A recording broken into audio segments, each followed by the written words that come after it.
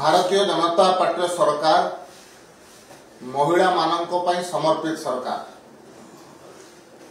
केही जदि महिला हिंसा किंबा दुष्कर्म रे संपृक्त हुई से जेते बड़ व्यक्ति होना कहीं जेते प्रभावशाली हो कि नहीं सरकार कहा को छाड़ी नाहंती कि भविष्य में छाड़बार संभावना मध्य नहीं। तदंत करी गिरफ करी उचित जगार रखिबार दायित्व सरकार दृष्टांतमूलक केमती कार्यानुष्ठान ता विरुद्ध हम से दृष्टि प्रयासरत अच्छा।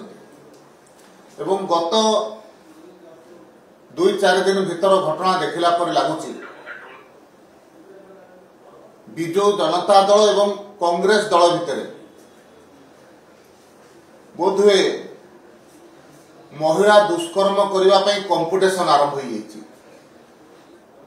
किछि दिन पूर्व आम देखिलु छात्र कांग्रेस सभापति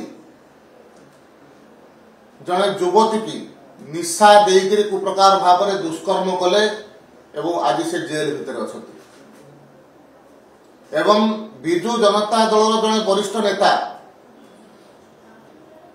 कॉर्पोरेटर से मध्य कुप्रकार महिला को दुष्कर्म करी आज जेल को गले ए कथा मध्य ओडिशावासी देखुचंती।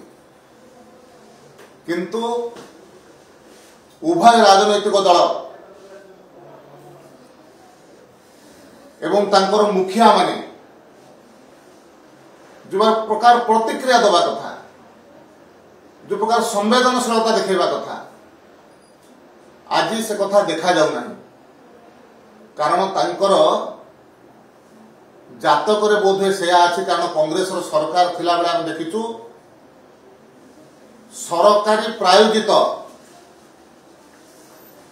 महिला दुष्कर्म अनेक घटना घटी से समान घटना मध्य विजु जनता दलर 24 वर्षर सरकार भितर घटी।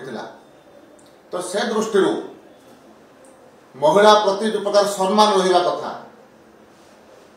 महिला जो प्रकार संवेदनशीलता रहिबा कथा से प्रकार ना सम्मान विजु जनता दल जो कांग्रेस अच्छी ना सम्मान अच्छी।